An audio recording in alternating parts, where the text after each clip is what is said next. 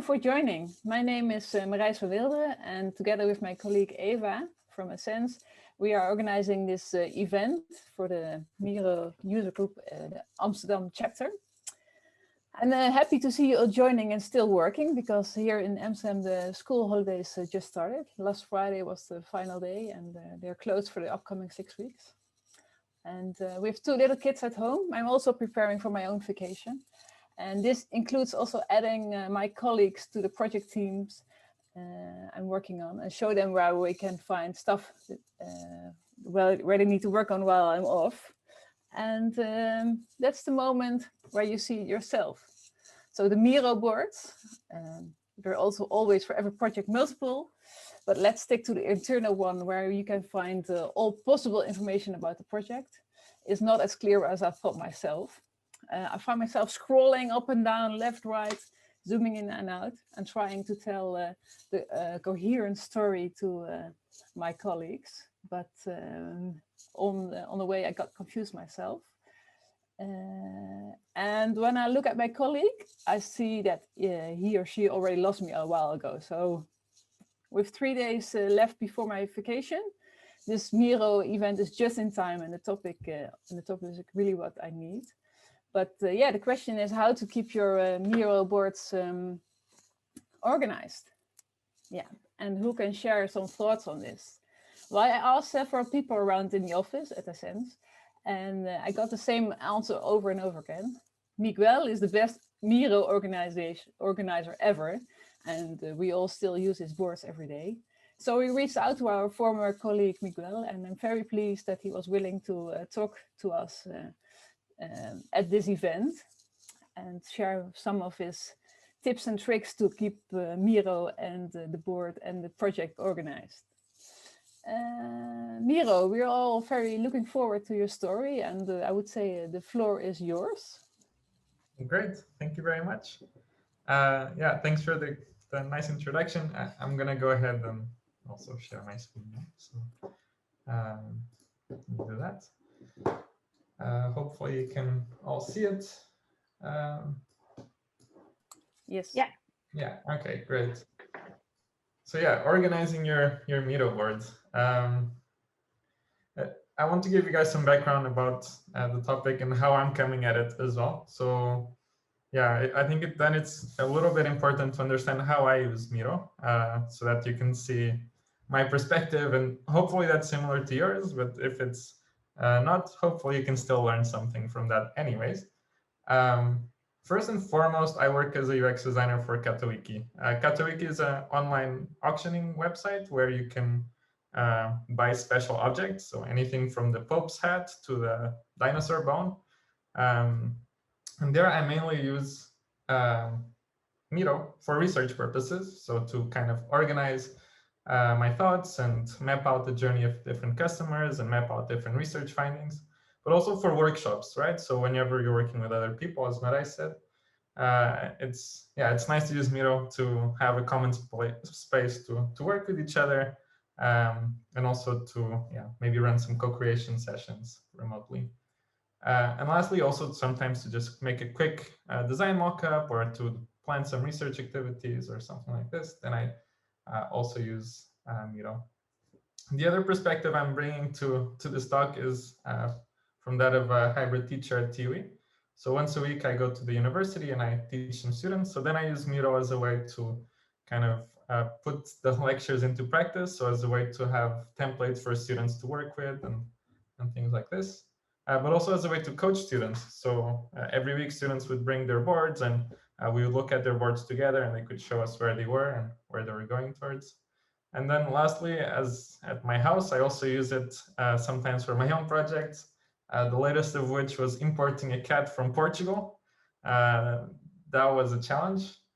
So there was this cat, a stray cat at my grandma's house, and it had 4 babies. And my girlfriend and I decided we would take 2 of them to the Netherlands. And it was a process. We had to figure out how to get them vaccinated, chipped, get their passport. And we also wanted to make sure that they were developing normally, so that they were doing the things they were supposed to do. So we even use Miro for that, to keep kind of a timeline of what we should expect at each date, and make sure that by the time we had our flight, we could bring them back home. So yeah, this is kind of my perspective on the topic, so you understand a bit where I'm coming at this from. And then also the reason why I think it's interesting to talk about this topic and decided to accept Essence's invitation was that it's actually a question I get very often is how do I structure my board? And then when I ask people to show them to me, I often think I'm looking at the Miro painting as opposed to a Miro board. Like there's a lot going on and there's plenty of interesting things to look at. You sometimes need to kind of look closely or zoom out to see the big picture, but you don't really know where to start. And this is kind of a challenge for me.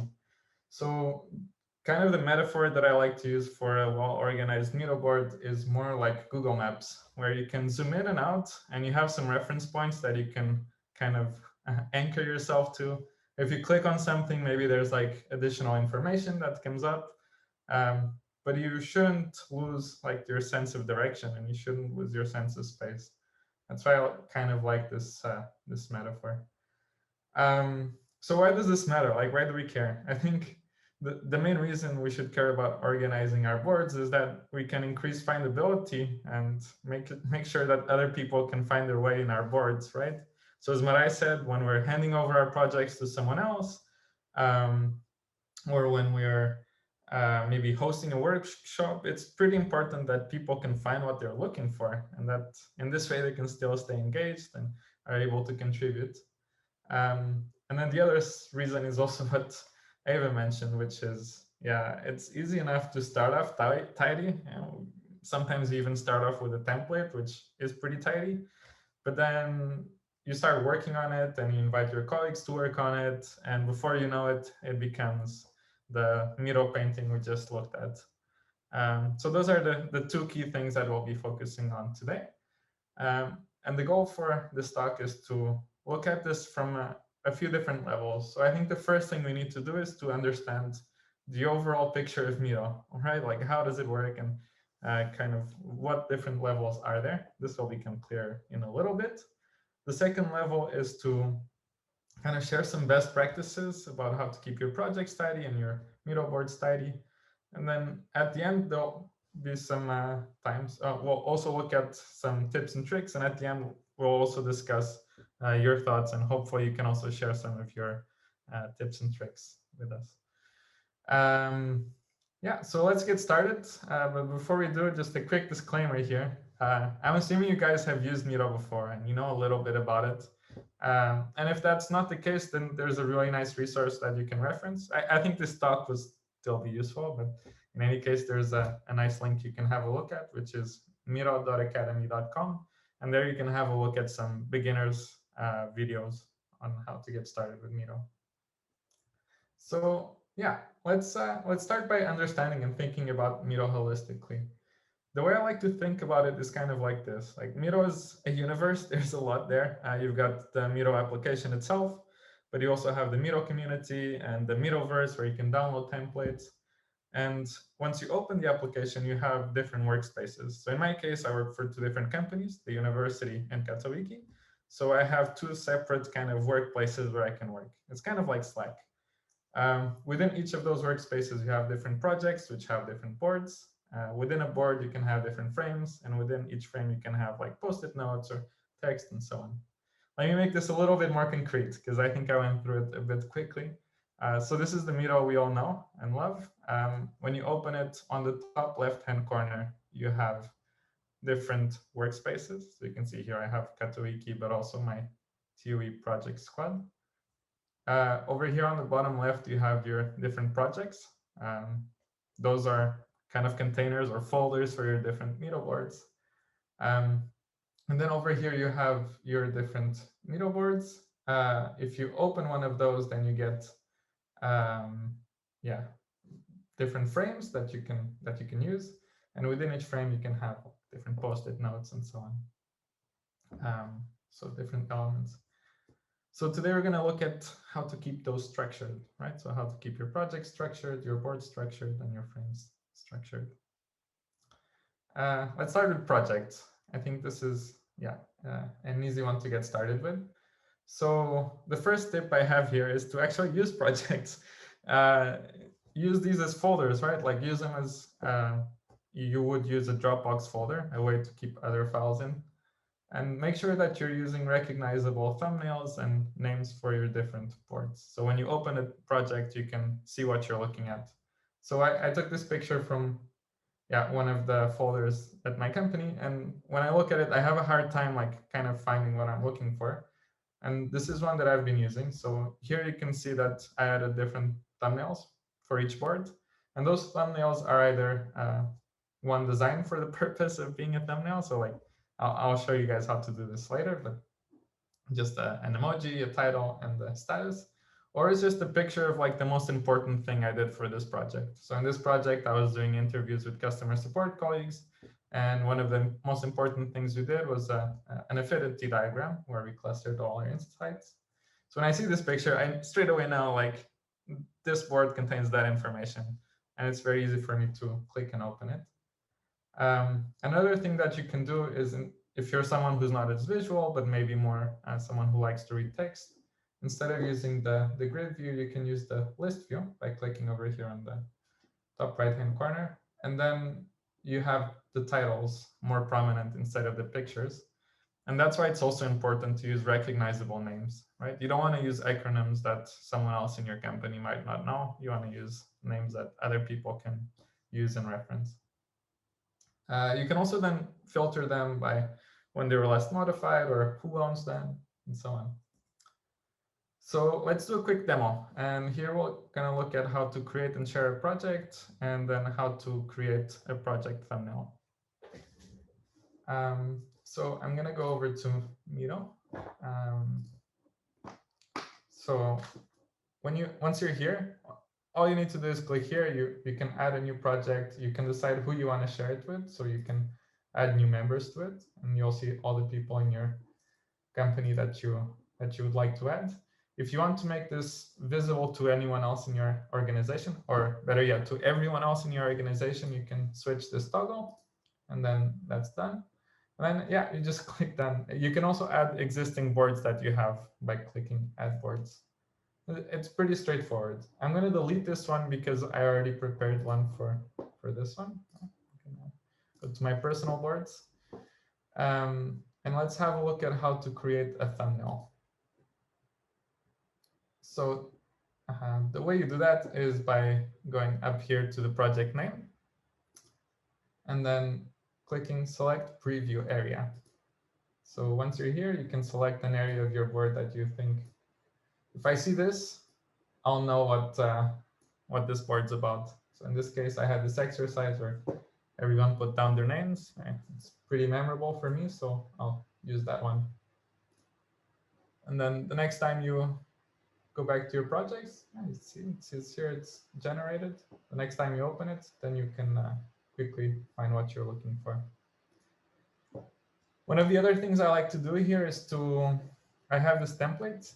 It's a really simple one, but I find it, kind of nice. So I created a board cover template, and it's essentially just a couple of emojis, a title, and a status of the board. So in this case, we have a test board. So I'm going to go ahead and put here a test tube and call this one user group demo. And yeah, it's currently in progress, so I'm going to keep it that way. And then you can select the area you want people to see next time they're in the folders view and click done. So next time you're in your folder, you can quickly see, oh yeah, that's the test tube, that's the user group board that I want to work with. Maybe I'll stop here just to check if you guys have any questions, or if maybe we go on to, how to organize your boards. Were there any questions so far, Marijs? Or no, I didn't see any questions in the Slack or in the chat, and I think so far it's really clear. So, all right, good to know. If there are any questions throughout, just put them in the chat, and we can get to them at some point. Cool. So now we know how to organize our projects. Let's have a look at how to organize our boards. The first thing to note here is, as Marijs said, it can get confusing when you have a lot of boards, right? So it's important to consider when you should open a new one. Typically, what I do here is I try to ask myself 4 questions. The first one is, am I starting a new project? Is this a new initiative? And if so, it's kind of nice to start with a fresh canvas that you can work from. The second question is, do I want to limit what people who open this board will see? Do I want to be a bit selective about the information that I'm showing? A good example of this is when you're running a workshop, right? Sometimes you've been working on a project for like 6 months and your project board is huge, and then you need to run a workshop with some stakeholders. You don't necessarily want to send them your big presentation. Maybe you just want to share a few boards, a few frames from that big board. So then it's nice to create a brand new board and be a bit selective about the information you put there. The third question I ask myself is my board getting kind of slow? So this can happen if you have a lot of pictures and PDFs and files inside of your board. It can start to get a little bit slow. And then sometimes it's wise to split it up into different boards, right? And the last question I ask myself is, what I'm creating in this board, is it kind of a single source of truth document? Is it a document that you don't want to have duplicates of that become outdated? An example of this is in our company, we use customer journey maps to document kind of what a user goes through as they navigate our website. And there's a lot of different designers working on these and researchers working on these. So we want to make sure that there's a version of this file that's always up to date and always the right version. And if that's the case, if you're working on a document where you need a single source of truth, then it's also wise to keep those separate from your project files, for instance. So if the answer is yes to any of these questions, you should probably consider making a new board. And then, yeah, the next question is, now I know I need to create a new board. How should I set it up? And yeah, I was doing a bit of research here because I also wanted to make sure that I thought about how other people are doing this. And I was navigating through Miroverse and I found some articles and I thought this kind of sums it up nicely. Essentially, there's like more or less 3 different ways you can set up your Miro board. The first one is using what are called swimming lanes, or a more linear approach. So here you can see an example from a Zoom template. You start off here at point number 1, and you go from left to right, and then you go over to the next one, and again, you go from left to right. It's kind of like an Olympic swimming pool, right? You have like different lanes, and you always go from left to right. This is a different example from the remote design sprint, from the creators of the design sprint at Google Ventures. And those guys structured it similarly, but instead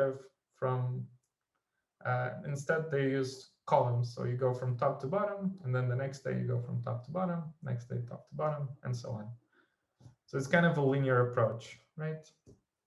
The other way that you can structure your Miro board is this kind of a roller coaster, or yeah, kind of a cascading approach. So here's an example from AIXD, and they have a Miro board where you kind of start off here. There's a big title that kind of indicates where you should start. And then you go from one board to the other one following a path, right? So your facilitator will hopefully also be there to support you, but you kind of follow the path throughout different boards. And in this way, you make your way to the end. Here's a similar board where you go from the top to the bottom. And the last approach that you can take is a kind of metaphorical approach, where you take familiar places and use them as inspiration for your boards. So here's one that you used before in the Amsterdam Miro user groups, where we gave the metaphor of an office or a house. We actually got inspired by the service design jams in Buenos Aires and took the same concept. So we had an entrance where we would come in and have kind of an icebreaker. We would move on to the lobby where we had the coat hanger, but also we would introduce what Miro user group is about. Then we went to the auditorium where we had a guest lecture talking us through the subject. Then we went to the workshop room where people could also then do some activities. And we ended up in the lounge where we had some drinks. We didn't really have drinks, but we just reflected on the activities. Here's another example of a metaphor. It was used by Miro during their conference. And there they used the concept of a spaceship, right? So you could kind of, yeah, it felt a bit like you're in a spaceship and you could go to different areas to do different things. Miguel, we have a question. Yeah, please. Madeleine is asking, how long does it take to create a board like this? For example, the Amsterdam house. This one took very long, like really long. But there's a template for it. So if you go to Miroverse and you search for it, you can reuse the Miro house, and then it shouldn't take you any time because you can just reuse it. So that's the nice thing, is you can like reuse other people's stuff. That's what I try to do, right? When I'm making a new board, I try to look at what's out there and then modify it and change it to my purpose so that it works for me.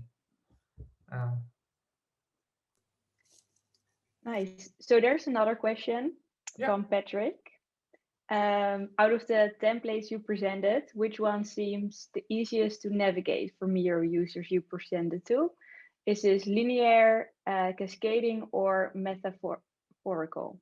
Yeah, great question, Patrick. Honestly, my favorite one is the swimming lanes, just because they're the most intuitive and they're just like from left to right, top to bottom.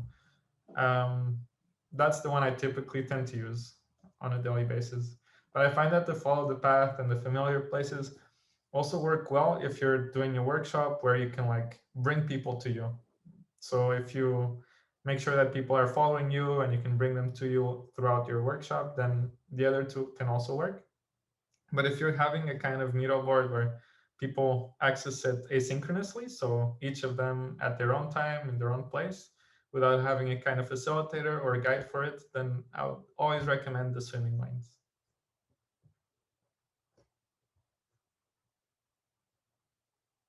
Okay, cool. Any other questions, or are we good to? No, this was it for now. Okay, cool. Yeah, so we have a quick poll here, which is what kind of board do you normally use? And yeah, maybe there's another one that we haven't thought of, which is also cool to know.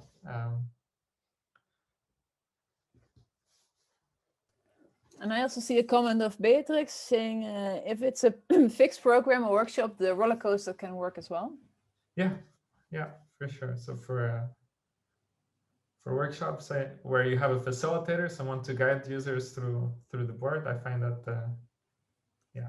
the roller coaster can also work well. Cool. So all right, like 1 second, I think I will end the poll. Can you see the share results? Oh yeah. So the swimming lanes are by far the most popular ones. Cool. Yeah, it's nice to see. So for the more creative workshops, you can go out of the box and create some different approaches. Okay, thank you. Cool. All right, so making sure you start off on the right foot when you're creating a new board. We've already covered some of these things, right? So first of all, decide whether or not you need a new board. And then once you've decided you need a new board, choose a format that works for you ahead of time. So before you start putting a lot of content into it. And then my third tip here would be to have a starting point. When someone opens the board, make sure that they all land on the same place. And if possible, use some kind of table of contents or separators. And I'll show you a bit how you can do that yourself. So let's open up our demo board again. Now, it seems like this happened to me before. I'm not exactly sure why that happens, but sometimes it seems like boards randomly move out of place. Anyways. So what I mean by having a starting point is having a place where everyone will land when they first open your link. And the way you do that is by going over here and clicking Set Start View. So you go to your preferences and click Set Start View. And then typically what I like to do is put it on the top left-hand corner, kind of the starting point of your board, right? So when you click Done, if someone's opening your board for the first time, they should land here. They should see what you've specified. And what I mean by using separators is using these frames on top of content. So they're kind of like, I like to think of them as kind of brackets. that contain other folders in them. So in this example, we have a section of our board which is all about getting to know Miro and using it for the first time. So on top, I just put a frame, yeah, with the title on it. And then you can easily click on the three dots in the kebab menu and then click on copy link. And you can share specific sections of your board as well, right? So in this case, I have a list here of all the things that I want to do on this board.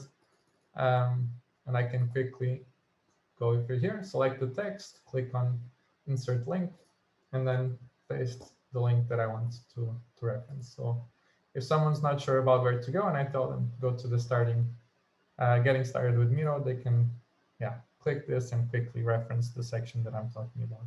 If we're talking about the planning section, then they can go here and quickly they're in the planning section of the board. What I often like to do as well is then select all of this content and copy it and just post it on the notes of the board over here. So that no matter where in your board you are, you can always click on certain sections and then reference them throughout time. So these are some tips on how to make sure that you start off on the right foot when you're preparing your boards. Is to use separators and create a table of contents that people can use and link. All right, so that's it for starting off tidy. But then anyone can make a tidy setup. But how do you make sure that you stay tidy throughout time? And this is not easy, right? I think it's particularly tricky when you're working with other people as well, and everyone has a different way of doing things. So if you're working on a project board with multiple people, my first tip would be to have kind of frequent spring cleanings. So every now and again, just go through it and scrap whatever you don't need, right? If there's anything that's been there for a while but you don't really use, just scrap it. And kind of a way to make yourself feel better about this is to make a backup ahead of time. So make a duplicate of your board and then do the spring cleaning. I'll show you guys in a minute how you can do that. And then the other strategy for keeping your board tidy during a workshop is to hide some of the content, like the content that you're not using at a given moment, just hide it so that people don't get distracted and don't start editing other things. Also, if there's kind of a group activity where the facilitator is guiding it and there's just a discussion going on at the same time, just make sure that only the facilitator is editing stuff and just be proactive about it and tell the participants like, yeah, you guys have the discussion, give me your input, and I'll make sure that it's reflected on the board. But you also have some moments where you want people to interact with the board themselves, right? And for those moments, it's really important to have a place where people can go to and edit it. So you just saw the example here of Marais, where she had a graph and she it was a section where we could all edit. And there's also another way to do it where you can, put people's names on it and they know exactly which area they're responsible for. So let's have a look at how to download a backup and then hide and unhide different boards.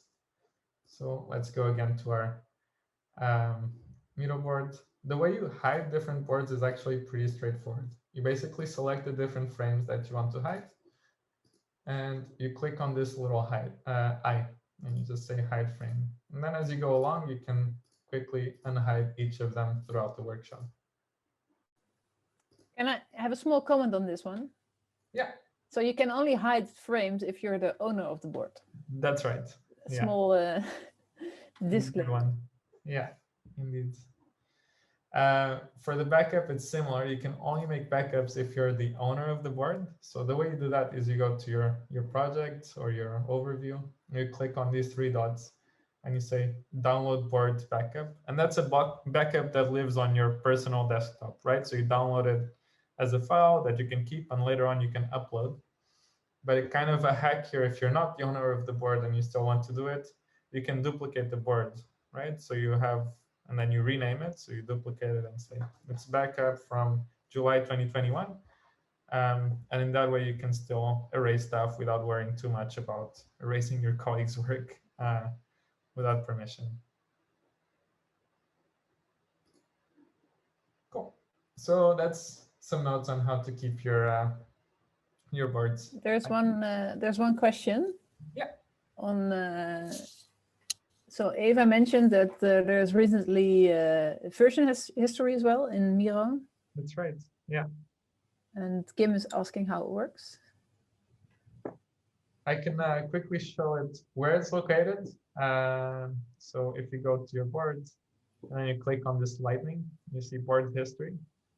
And there you can see different versions or different actions that were taken. Personally, I haven't really tested it yet.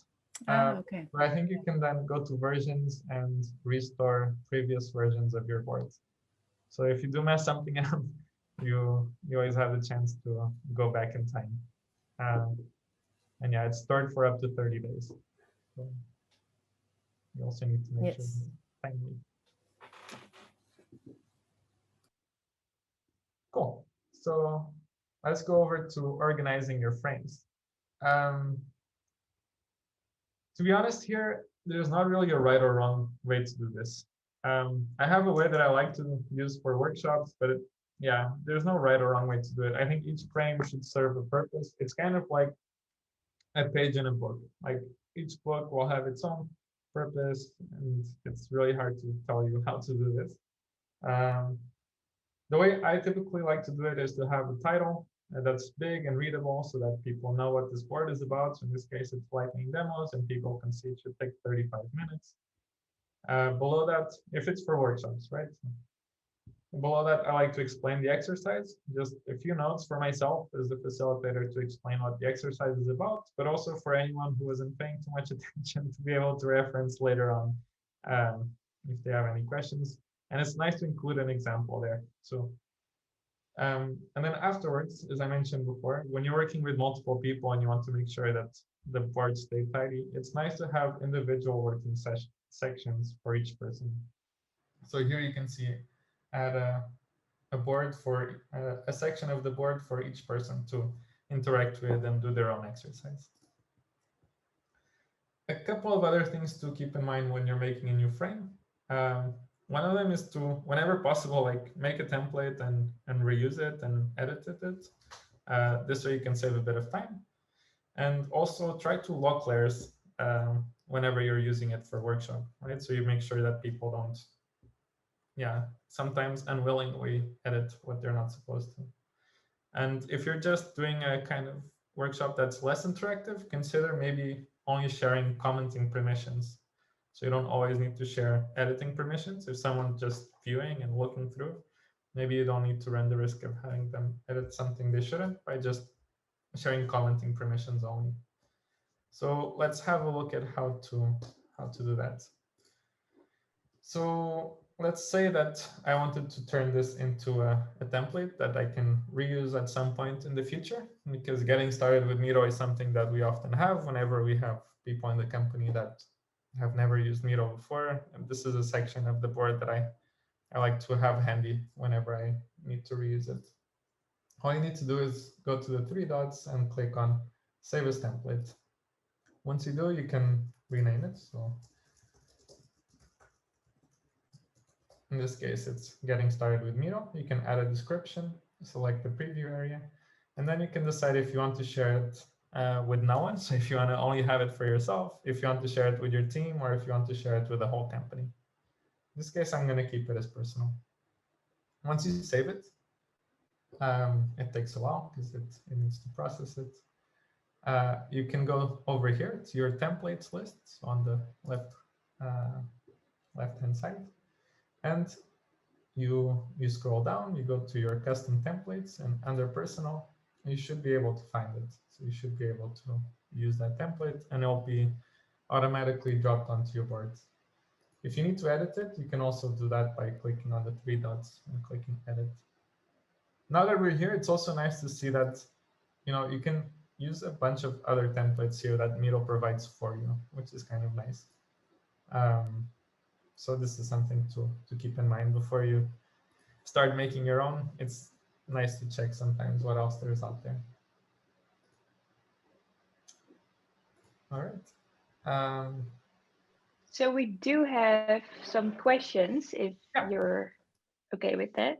Of course. So Patrick asked, will there be a copy available of the slides of this presentation, because he really likes the information and tips? Yeah, we can make that available for sure. Okay, cool. And then Sarfraz says, can I send the specific board to other participants through mail direct from Miro? You mean the board template, or? I think, but maybe the person can also. Oh, yeah. Yeah, hi, hi guys.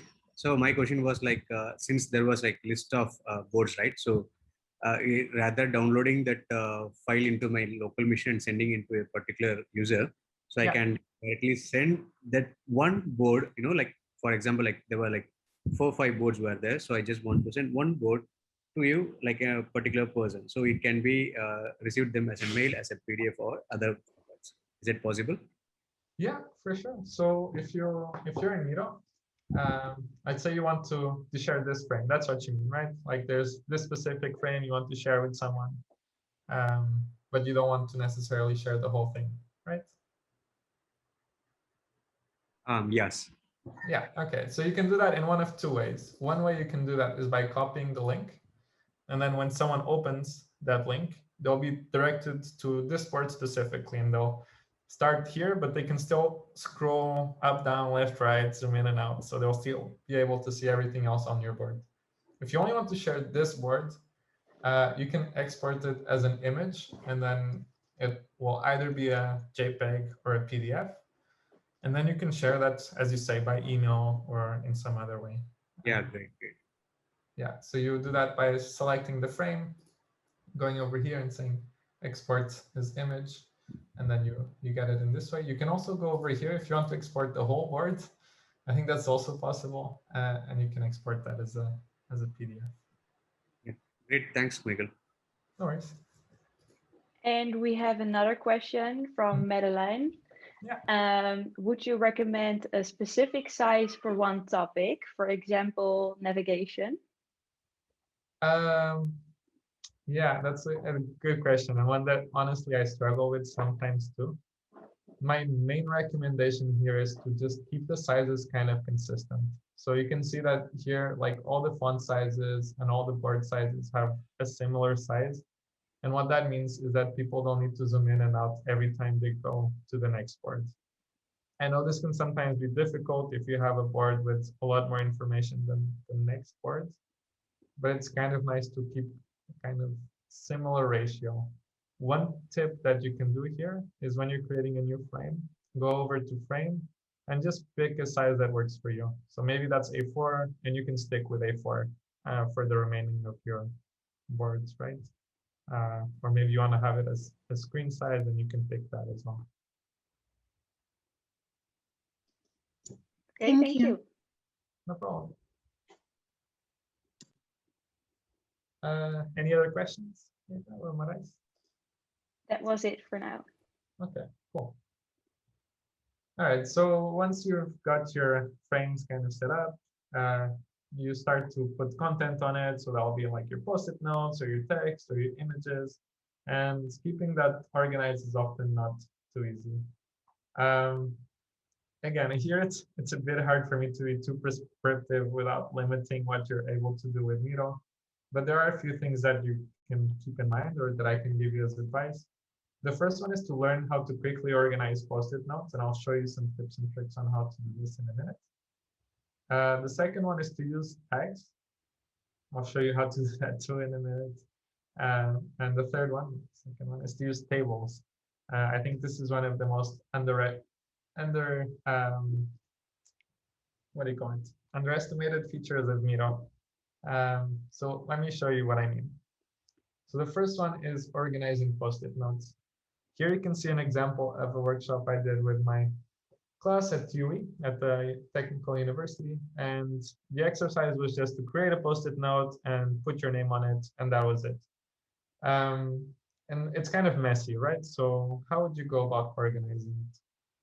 Well, there's a few tricks that you can do in order to make this simple for yourself.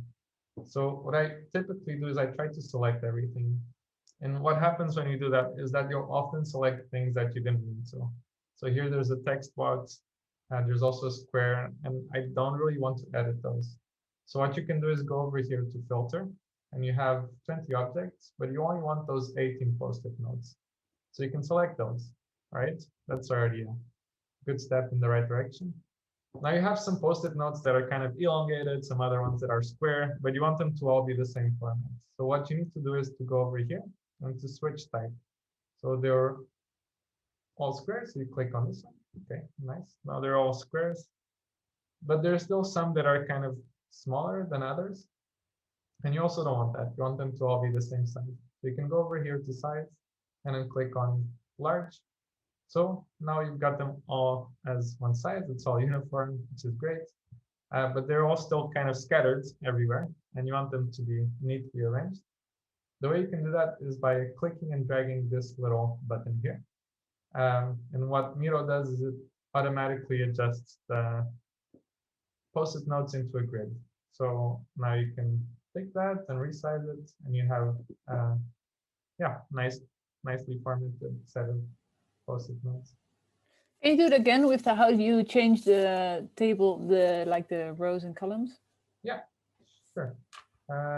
So really quickly, you select everything. You want to filter so that you're only editing the post-it notes. You go over here to switch type. You select the square post-it notes so that they're all the same format. And then you go to size, click on large so that they're all the same size. And then you go over here and you click on the 4 squares that show up on the top right-hand corner of your selection. And then you, yeah, just click and drag those to the size that you would like to have. And then you can resize them to whatever size you want to. Everyone really likes it. They that know in the comments. So it's a good tip, I think. Awesome. Good to know. And then the other thing I was talking about was tags. So when you're editing post-it notes, you can add little tags, right? Maybe there'll be things like, I don't know, this is related to UX, or this is related to quality assurance. And those tags you can use throughout. One of the ways that I like to use them is in planning or Kanban boards. So I'll have a task. So here, for example, I need to call with Thiago about workshop. And then I can use tags to kind of decide what's the effort that I want to spend on this. Let's say this is a small effort, but it's high priority. And you can do this for your post-it notes or your cards. And the nice thing about tags is that if you edit one of them, you edit all of them. So imagine I want to change priority from high to, so I want this to be very explicit, and I want it to be the highest priority. If I edit this one, let's click done, then this one's also edited. And anywhere else in your board that's using this tag will automatically be edited. It's sort of like components on Figma or Sketch, where if you edit it in one place, everywhere else will edit accordingly. So if you have post-it notes where you need to add some kind of tag, this is a good thing to use. And then the last tip I had here was about tables.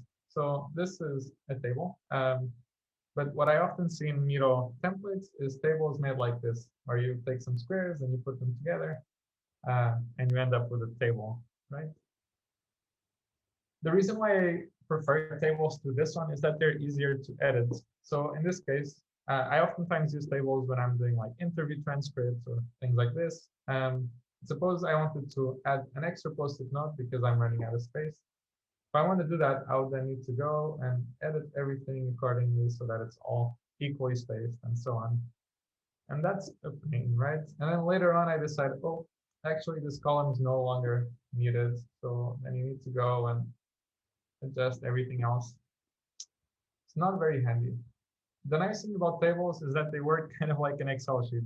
It sounds simple enough, but it can be really handy.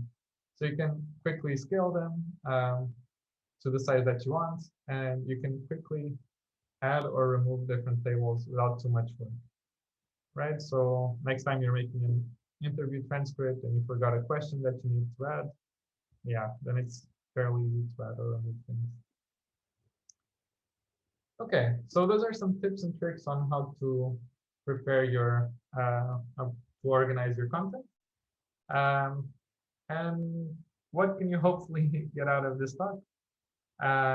Well, there's not one thing, but hopefully you'll think of organizing your Miro boards more holistically. It's not just about the boards or the post-it notes. It's about organizing your projects and your boards and your frames and your post-it notes. You'll hopefully keep in mind a few of these best practices that we've shared. And hopefully you also will remember some of the tricks and tips and tricks that we got. And with that said, I think this is, yeah, maybe a good time to see if there's any remaining questions, or if you want to share maybe some of your own tips and tricks, then maybe you can share that with us. Thank you so much, Miguel. It was, I thought I knew everything already about Miro, but you surprised me again. So there are a few questions. Madeleine is asking, how long are you working already with Miro? Good question. I think we started first with the project we did for Lisbon Airport, which started, I want to say, 1.5 to 2 years ago. But it is a tool that I use daily and that I sometimes get geeky about. So yeah, cool. A long time. And maybe a bit off topic, but why do you prefer Miro over Miro? This is Caroline asking. Yeah, good question. There's also now Figma Jam, which is a version of Figma that's more used for whiteboarding. Honestly, Miro is just the one that I've gotten used to and started using. I don't have experience with either Figma Jam or Miro, so I can't speak to either of those. Are there any more questions? No? I have one more. You can also unmute and ask yourself. Hi, yes, this is Patrick. I do just have a quick question. I mean, I know that we've been talking about keeping things organized on the Miro board, but I was thinking like maybe in terms of interactions with Miro users, how do you keep those organized? I mean, something that is not, you know, that what you're doing on the computer, but you're already doing with participants. So I'm just curious to hear your thoughts on that. Good one. Yeah. If I understand the question correctly, you're asking more about how do you make sure the interactions with users are structured still. So or on topic. Patrick, could you rephrase the question? I'm not sure.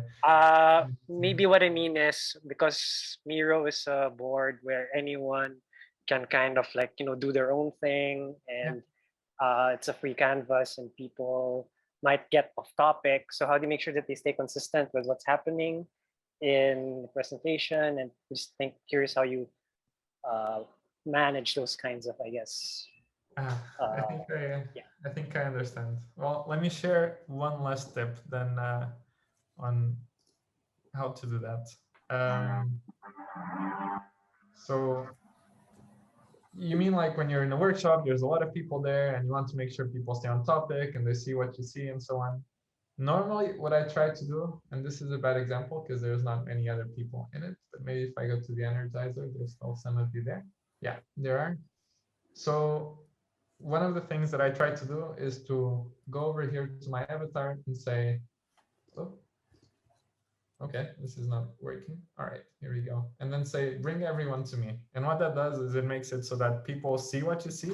And as long as they don't touch their mouse again, they should keep following you throughout the board. What oftentimes happens is that you click it, and then people start scrolling or zooming in and out, and they'll stop following you. So that's a nice nudge to do at the start of a workshop, is to just tell people, all right, I'm going to bring everyone to me. If you don't touch your mouses, you should see what I see, and you should be able to follow me along. So that's one tip I have for making sure that everyone stays on topic and everyone's in the same place as you. In this case, I'm a guest editor, so I can't do that in this board. But maybe, Marais can bring all of us to her, and then we can see what she sees and follow along. I have an addition to this because the feature has been broken or like buggy today. That's one thing I want to add. Okay. I had a workshop this morning and I had trouble doing it. But I normally also, when I host a workshop and there's people new to Miro, I tell them how they can find me when they are lost. Yeah. So there's the feature bringing everyone to me, but you can also go to jump to the view of anybody if you click on their picture. Yeah. So that's another trick. Here I can click on Marijn's avatar or Kim's avatar, and then I see what they see. That's what you mean, right? Yes, indeed. And that's if participants know that, then they can find their way back to you if they are lost. Yeah, indeed. Good tip. And also, but that's a bit different topic. Be sure that you log everything before you start, because people always try to, or not try to, but they tend to move things around. But if you log the content of your frames, then it will work better, and the frames themselves. Okay. Any more questions? I see we're also running out of time. Yeah, I have one. I would like to know, like, how much time should I invest in creating a really nice Miro board? That's one. It depends. I think here is one where you should consider the kind of return on investment, right? It's going to be a Miro board that you use one time with one person. Maybe you don't want to spend too much time on it. But if it's going to be a Miro board that you use for a project for about 6 months, then you'll see that return on your initial investment much better. Also, if you're running a workshop with like important stakeholders in your company and want to make sure you make a good impression, then yeah, that's also a good time to invest some more time ahead of time. Do you know if it's possible, for example, to also integrate my corporate colors into the Miro board? Because like we have like standardized colors and frames and fonts and so on. Is that kind of possible to combine? Yeah, really good question. I don't know of a quick and easy way unless someone in your company has already created templates for you. So this is also part of the reason why I used a PowerPoint instead of using Miro, is that PowerPoint is really good at this, right? Like you make a template presentation one time and then you don't need to worry about having standard fonts or having like standard sizes or colors or so on. Like it's done for you. All you need to worry about is the content. With Miro, that's not so easy. I remember at a sense, what we did was we created kind of a branding templates that people could use and then have that as a starting point.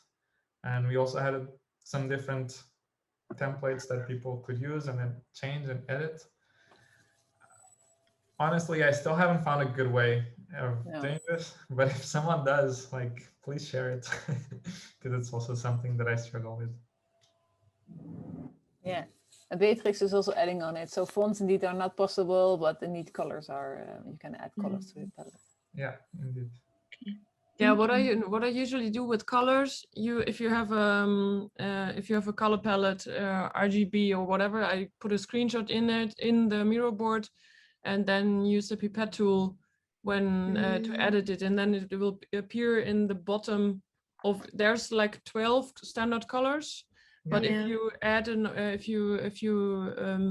add another color, there it will appear, and you can reuse it. Oh, that's perfect. Thank you. So if you have an object and you go over here to your different colors that you can choose from, right? You can click on Add. Yeah, indeed. And you have the pipette or the eyedropper tool that you can. Or you do the code if you want to use that. So that's also possible. Good one, Beatrix. Yeah, indeed. Thank you.